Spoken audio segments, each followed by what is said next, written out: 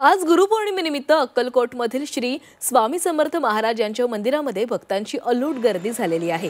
स्वामी समर्थांचं दर्शन घ्यायला पहाटेपासूनच मंदिर परिसरात भक्तांच्या रांगा लागलेल्या आहेत। महाराष्ट्रासह तेलंगणा, आंध्र आणि कर्नाटकमधून मोठ्या संख्येने स्वामी भक्त अक्कलकोट नगरीमध्ये दाखल झाले।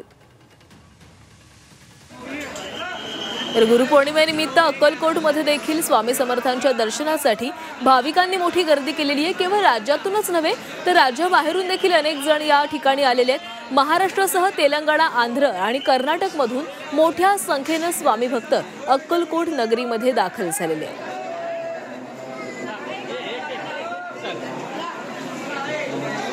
ही दृश्य आपण पाहतोय अक्कलकोटमधील स्वामी समर्थ महाराज मंदिरामधली ही दृश्य आहेत। या ठिकाणी भाविकांनी सकाळपासूनच दर्शनासाठी रांगा लागलेल्या होत्या आणि याविषयीचा आढावा घेतलेला आहे आमचे प्रतिनिधी अभिषेक आदेप्पा यांनी।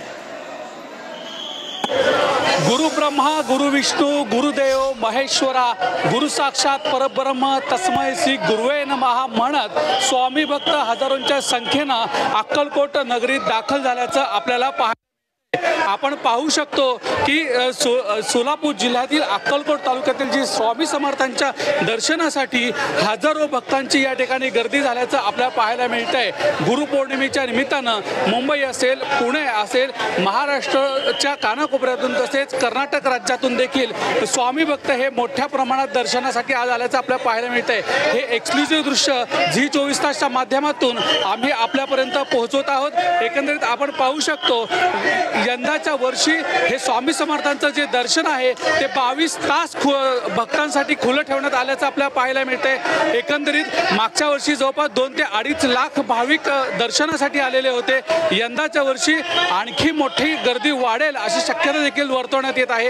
अगदी पहाटेपासून काकडा आरती असेल, विविध धार्मिक कार्यक्रमांचं आयोजन देखील करण्यात आलेलं आहे आणि हे जे कार्यक्रम आहेत अगदी दिवसभर आज या ठिकाणी चालणार आहेत आणि भक्तांची गर्दी बघता योग्य असा पोलीस बंदोबस्त देखील लावण्यात आलेला आहे आणि यंदाच्या वर्षी खरंच कौतुक करावं असं अतिशय सुयोग्य असं नियोजन या ठिकाणी मंदिर प्रशासन असेल, स्थानिक प्रशासन असेल यांच्या वतीने करण्यात आल्याचं आपल्याला पाहायला मिळतंय। आणि आता आपण जर बाहेरची बाजूची परिस्थिती पाहिली तर जवळपास 2 ते 3 किलोमीटर पर्यंत या भक्तांच्या रांगा गेल्याचं आपल्याला पाहायला मिळतंय।